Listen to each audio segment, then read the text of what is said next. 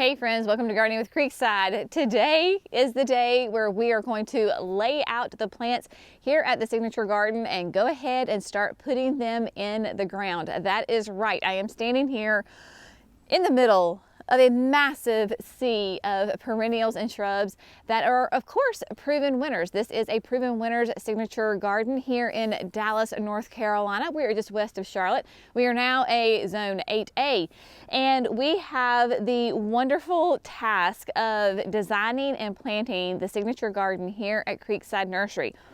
This garden will kind of make its debut next spring, and so we are really coming in here. I'm going to do a mass design and planting of these shrubs and perennials. Obviously, the annuals will come in the spring, but we have got a massive assortment of beautiful, different plants of heights, textures, colors, bloom times, interest, and it is going to be so much fun designing and planting this bed today. You are going to come along with us as we begin this process. It is a massive process, but we have already done so much work in the fact of all of, course, the quote bones, the infrastructure of the garden are in place. We have got power, we've got irrigation, we know exactly where the beds are, and we have got the first two raised beds, the berms are installed. We are going to be focusing on kind of the interior of the garden today.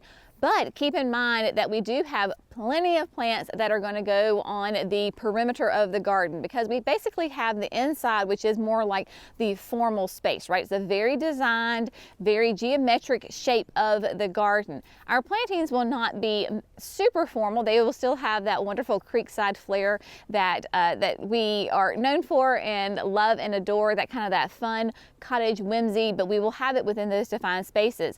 The rest of the garden will be more natural, right? So more curves, less straight lines. We've got lots of plants that are going to go on the perimeter, anywhere from full sun to part shade to complete full shade. You're just going to come along with us today as we lay things out and start to get them in the ground. We will see exactly where the day takes us, but it is going to be a fun process for sure. So without further ado, let's start putting the plants out into the garden.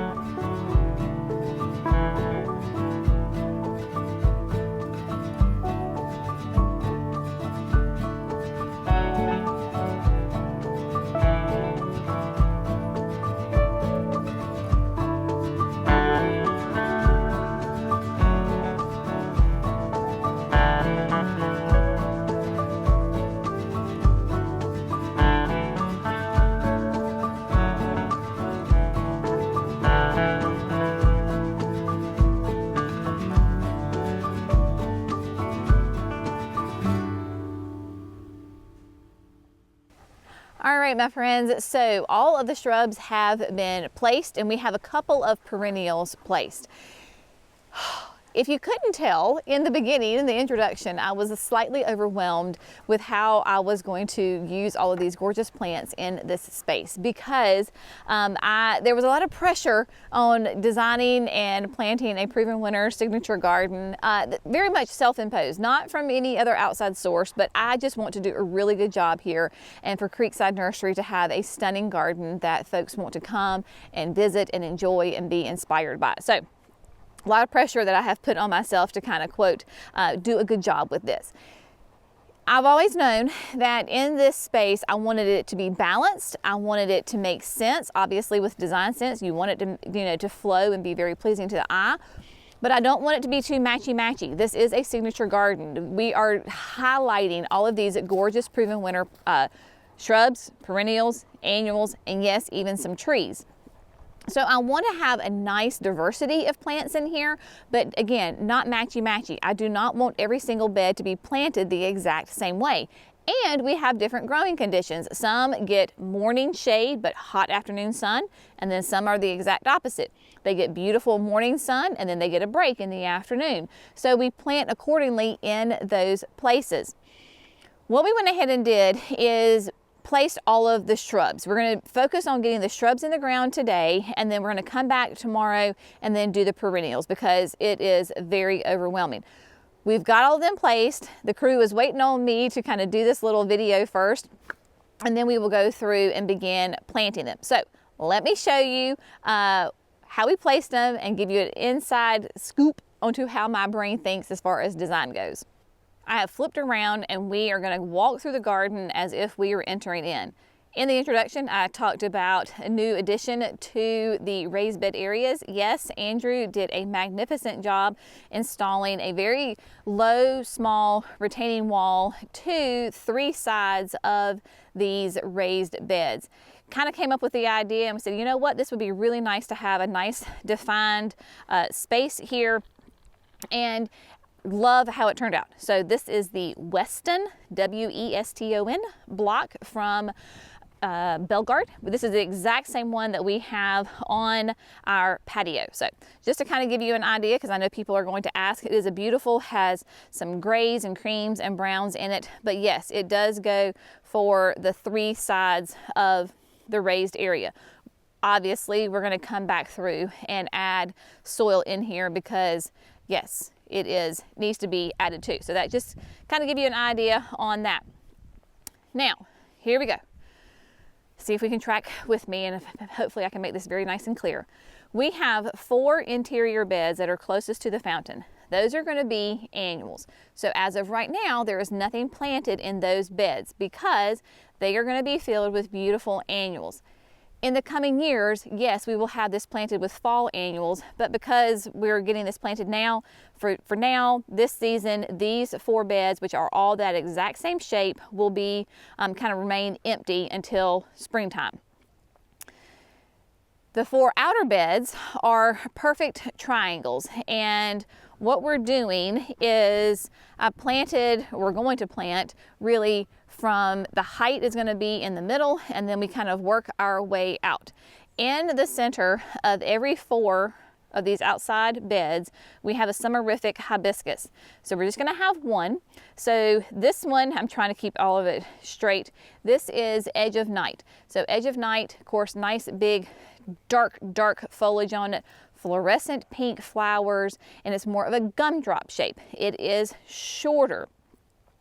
We've got 3 pillow talks here, and then we've got, of course, my gardenias that I just absolutely love and adore. So obviously evergreens, and then behind it we have 3 of the Indian hawthorns. This is La Vida Moss, new from Proven Winners, and it will be low. So it's only like 1 to 2 feet tall, I believe, 3 to 4 wide. Yeah, 3 to 4 wide. Gorgeous evergreen. Now you can see that it got a little bit of burn on it, and that is okay. So what happened is it had beautiful new growth on it, and these have been sitting outside. We had some cold freezing temperatures. That is where this was new foliage. But they'll do beautiful pink flowers in the summertime, great for the warmer zones. So we've got 3 there as in that kind of that corner, so that will work quite nicely. And then we've got a Limelight Prime, Panicle Hydrangea. On each of the four corners, the outside corners, we have Cat's Meow Nepeta. Our friends at Walter's Gardens sent us a massive massive shipment of a variety of perennials last year, or not last year, excuse me, this past summer. And so we got a bunch of Cat's Meow. So this is where we come in and we have some consistency. So you have Cat's Meow here, and then there's Cat's Meow also in that corner of the flower bed. And that's going to be the exact same on the other end of the gardens. So there's Cat's Meow also there. So on those four corners, we have the Cat's Meow. Kind of gives you an idea on that. We also have beautiful Perfecto Mundo. This is the double pink azalea, group of three right here. And then we also have, this is a really fun dianthus. This is Funky Fuchsia, and we have them in little groups of three. So this is the Fruit Punch Funky Fuchsia. Remember, these are nice and short, only 8 to 10 inches tall, and they will spread out. Nice double flower on them, obviously with the name, like a hot pink fuchsia color.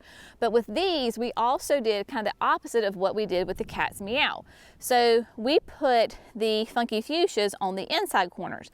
So there's Funky Fuchsia in 1, 2, and then all the way back there, you can't see it behind the fountain, 3, and then right here in 4. So when you're standing in the garden like this on the four corners, so the 2 here and the 2 back there is the same plant. So we're trying to repeat that a little bit, right? Because some of those plants are repeating with each other, but not all of them. Now, coming back over here, we kind of mirrored the same idea, where we have Edge of Night in the center of that bed, and this one we have Holy Grail. Holy Grail, again, another gumdrop, still has that really dark foliage, but this one has beautiful red flowers. So we've got that Holy Grail right here, those same 3 La Vida Moss Indian Hawthorns right here, so that brings consistency to the bed. We have, we're gonna hit the things that we have the same. Then we, of course, obviously like the dianthus that I talked about. Now, instead of the double pink Perfecto Mundos, we have the Perfecto Mundo orange. This was actually blooming because it's been in the greenhouse, and the Perfecto Mundo, I don't know if I said red, this is orange, Perfecto Mundo orange, and the orange is not like Clemson orange, it's more like a burnt red. Obviously, of course, azaleas are evergreen, so we have that. We have Tiny Quickfire. So Tiny Quickfire is brand new on the market.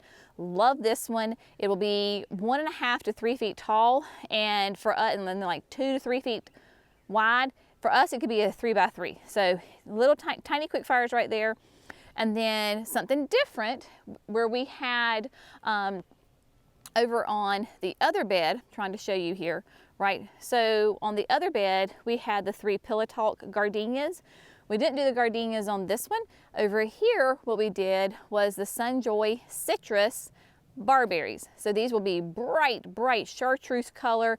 You can still see that they have a little bit of color left on them, right? But how gorgeous will they be? So you've got 3 of these right here with that Holy Grail behind it with that nearly black foliage. Chartreuse against that black will be stunning. Whereas on the other bed, we had Limelight Prime. Here we have Incredible Blush. I put the Incredible Blush on this side because this flower bed is going to get shade earlier in the afternoon. Remember, we've got this beautiful grove of trees right here. The sun begins to set about right here, so this bed and the bed next door to it will get the earliest afternoon shade. Goes in the shade first. It will protect the Incredible here, and then we've got some other shrubs right here that will need a break from the hot afternoon sun, so it will be perfect. Incredible Blush is a color-specific smooth hydrangea that obviously, as its name indicates, is going to have a beautiful soft pink bloom on it. I love and adore my Incredibles. We're gonna have lots of fun with those in other areas, but Blush has a nice soft pink to it, which I thought would be really nice Now, you may look and go, Jenny, you only have 2 cats meow. Yeah, we had 11 of them, not 12. So we'll see if we can scrounge up another cat's meow from somewhere, because right now we have 2 right there. All right, moving on to the next bed. I told you I was telling my people, I was like, we're gonna need to like name these beds, like bed 1, 2, 3, 4, something. I don't know. All right, so here we are, back corner. Next, closest to the grove of trees, of course, pond being right there. You can see it is already starting to get some long shadows on it, even here in the wintertime, with even the trees being have lost all of their leaves.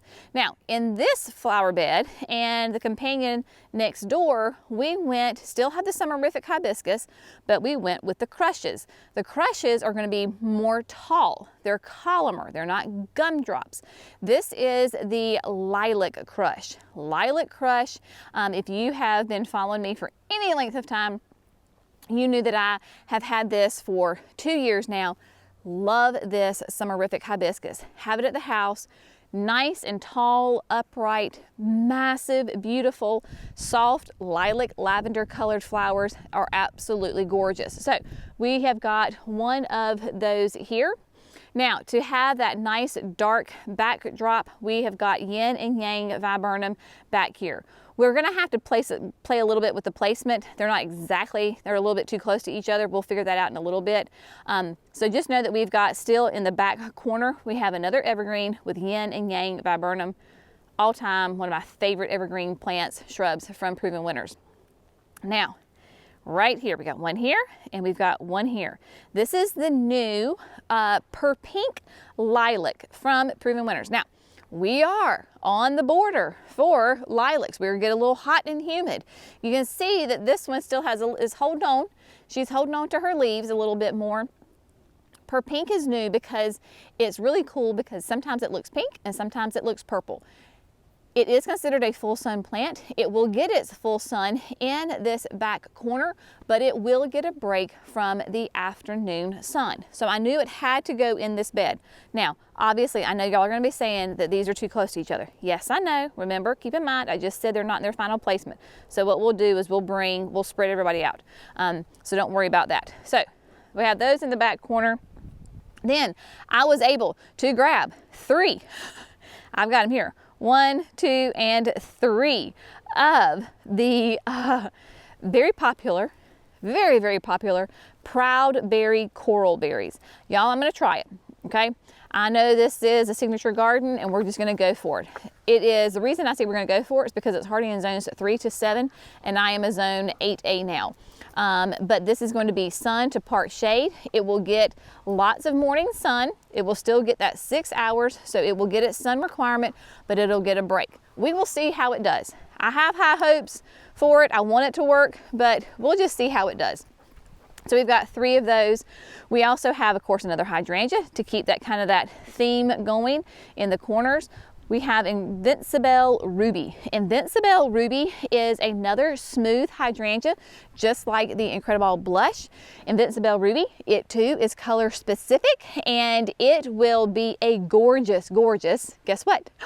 Ruby color, that's right. And it is an early bloomer, so I will be able to let it bloom, be beautiful.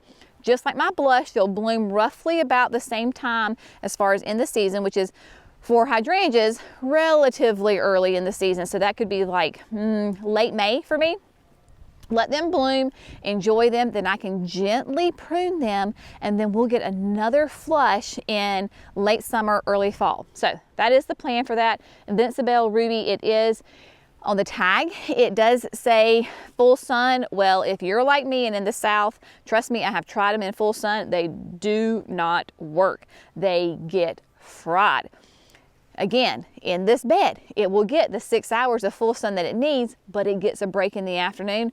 So we're gonna keep our fingers crossed that she will like it here. I have some near the house that are on a tree line. They get that same kind of sunlight, and they are gorgeous. So we have high hopes for that one. And still, of course, the cat's meow there on the end. Now, Wanted to do a little something different because these are the back beds. So we're going a little higher with the columnar summerifics, and then we are going to put in a loropetalum. This is the Jazz Hands Variegated. It is a little bit, it is showing some variegation right now. You really see that variegation when it gets a little bit, when it has that new growth on it. Obviously they're not putting on new growth right now, but it'll be speckled with whites and pinks, that burgundy of course. This is going to be somewhere in that 4 to 5 foot range. Yes, I know it's going to be big, but it's going to be on the back side of the garden and bring me some height in the back. I would never have put this in the front. I want to bring my height towards the back. Then we did something different with our double play candy corn spireas. Here we went in a straight line. I wanted to do something fun and funky. So we went in a straight line. We can put perennials on either side of it. But of course the candy corn, they are deciduous, gorgeous, really bright flowers and foliage in the spring and summer. Love those. Again, repeating on those inside corners, we had the funky fuchsia dianthus. Now, moving on over here to the last bed that we're going to look at today. Again, funky fuchsia right here on the corner. Now, we did candy corn on the other bed. This bed has the double play doozy. So we still have a spirea. We still have 3. They're still in a straight line, but they're a different plant. So you will have the same structure, somewhat of the same color, but it is a variety of plants, which I love doing that. And then again, kind of the same thing with the loropetalum.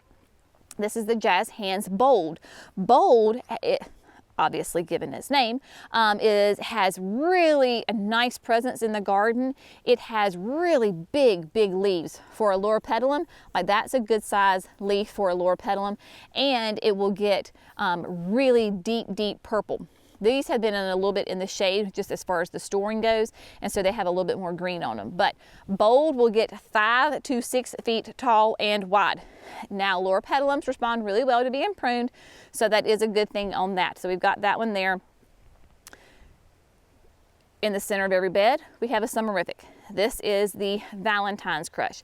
Valentine's Crush is just like Lilac Crush in the fact that it is a columnar, so it'll be taller than it is wide, but it has beautiful red flowers. So, thinking about this, we have a Valentine's Crush here.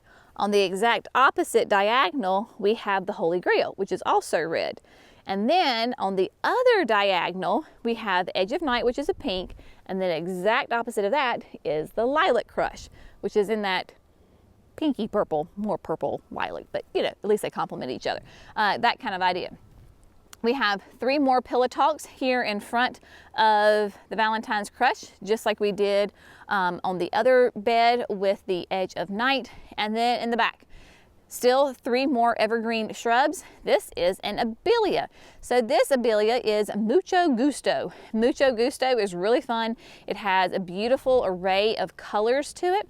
We've got a little bit of some red, oranges, creams, greens, and Abelias are a great southern plant. Evergreen, will do flowers in the summertime, attracts the pollinators, basically a 3 by 3 roughly. We'll have to bring them in just a little bit and adjust that, but that will be fine. This will be a perfect spot like right here in the center. Maybe let's say a Baptisia, right? We'll put some perennials in here. So wherever you see holes, don't worry. Perennials are going to go in here and we are going to fill it in very nicely.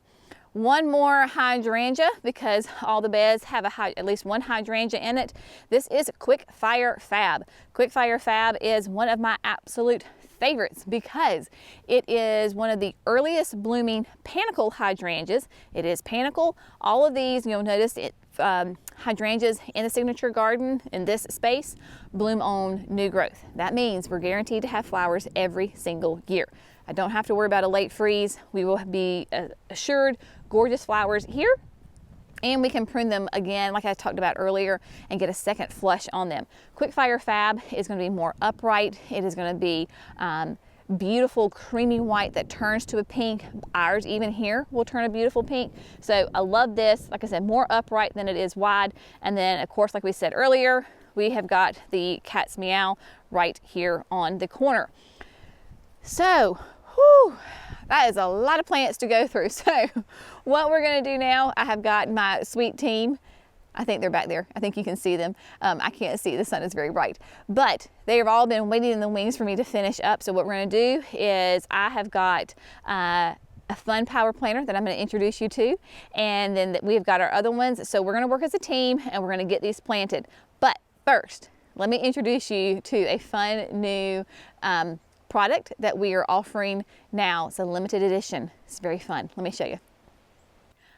Okay, my friends, so let me introduce to you Jenny's auger. It is no secret that we are huge fans of the power planter augers. We work really closely with Greg and his whole team. And Jerry was kind of coming up, he was like, honey, he said, I see you kind of struggling sometimes on when you have the 5-inch auger because it's a little bit shorter, and when you're planting mass plants, it can start to wear on your back a little bit. So we partnered up with Greg to create Jenny's auger, where it is a 32-inch tall auger, right? So you can see I'm 5'2", 5'3". It is very a great height for me. It is not, I'm not bending over, but yet I am not too tall. I'm not having my auger and my drill up here. So I can easily still manage it because we have heavy red clay soil, right? And if you put any kind of auger in red clay soil or any kind of clay soil, if it catches, it will turn on you really quickly. That's why I need to still be able to have the leverage and the control over the auger at this height. So that 32 inches is absolutely perfect. Also, it does have the heavy duty tip because, like I said, we have nothing but clay soil here in Dallas, and that is what we have. So we've got a beautiful, nice, heavy duty tip on it. You can see it's already getting a little dirty because I've been using it. So heavy duty tip, so it cuts through that red clay and does a really nice job in this heavy compacted soil. Now, the flighting is what you call this little area right here, the ribs, the ribbon of it. He shortened it some. So it doesn't have what a 5-inch auger traditionally would have. It has a little bit less than that, but it still has plenty on there so that I can easily wiggle my hole to plant my 1-gallon shrubs, and perennials. This is what we're getting ready to do right now. So a 5-inch will do annuals. Perfect. It does a quart, grande in an excellent size. It also does a really good job, like I said, because we're going to wiggle and squiggle and get those 1 gallons into the ground. By having less flighting, it makes the auger a little bit less heavy. So it takes a little bit of the weight off of it. Now, see what color it is? That's right. This is the limited edition. It is pink. Yes, my friends, if you have followed us for any length of time, you may know the backstory of pink and myself and my power planter augers and the drills that we use. Everybody here at Creekside loves these power planters. And I was finding probably about, I don't know, a year, 2 years ago that my drill and my augers were disappearing. They were going on landscape jobs. They were going on different, kind of production things. And when I needed them in the garden, I couldn't find them. So what I did is I took some pink duct tape and I put pink duct tape on my drill and I put pink duct tape onto my augers. So if if one of our employees or my husband happened to see that pink tape, he knew not to use that because that is mine. Kind of became a little bit of a running joke with the pink duct tape. So when we were talking about this, we're like, how fun would it be to have a pink auger? So yes, the limited edition is pink. You can go to our website, gardeningwithcreekside.com. This will make a great Christmas present. Now, I fully understand that not everybody wants to have a pink auger in their garden. If pink is not your jam, you're not going to upset me. It's okay. We also have it available in lime green, so you can get it in green if that is more your style. But let me show you how easy it is. So here we have the premium 1 gallons of the Cat's Meow Nepeta, and so here we go.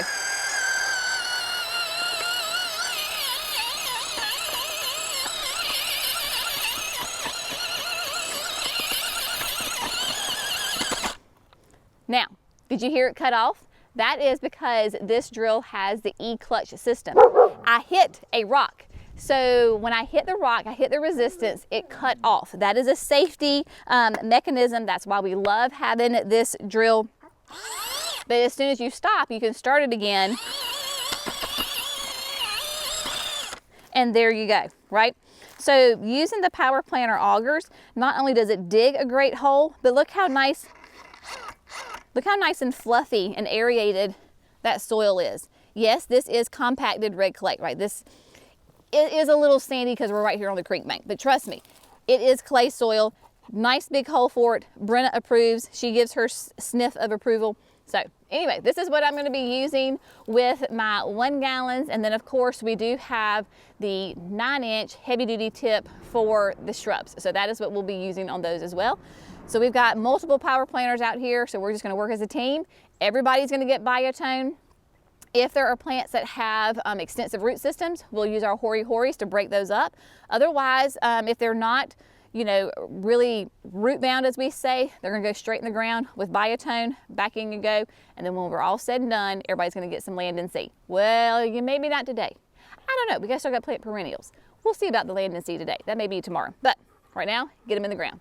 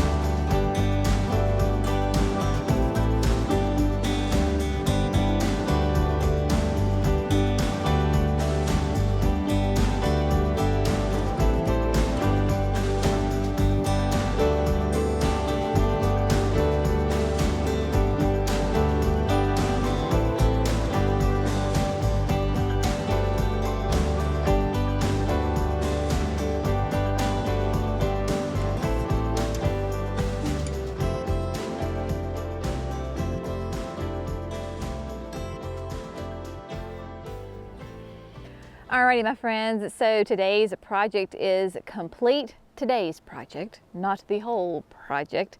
It is, I don't know, I'm gonna digress for a minute. Have y'all have a problem with the time change? I mean, I think it's like 3 o'clock, but it feels like it should be like a lot later than that. And the wind is whipping and it is chilly, obviously, so I'm all bundled up.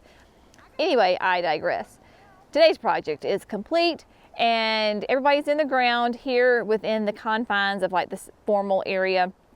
Let me show you what everybody looks like. The power planters worked great. I had the most fun using my my pink auger. She did a fantastic job. Now that the sun's not quite as strong, you can really kind of see maybe a little bit better those nice strong lines on the beds. Everybody is in. Like I said, before we started planting, everybody got some great biotone. Now, looking in these 4 corner beds, these 4 outside beds, you will see that there are still lots of holes, and that is a very good thing because we have got lots of beautiful perennials that are going to go in this space tomorrow. So these 4 outside beds are going to predominantly be held with shrubs and perennials. Once the spring comes along and we see how everybody is doing, then we may go ahead and fill in with some annuals. I very seriously doubt it because I've got 1 or 2 perennials that I can fill in right here. So I don't think it's going to be a problem filling in these 4 outside with just the shrubs and the perennials.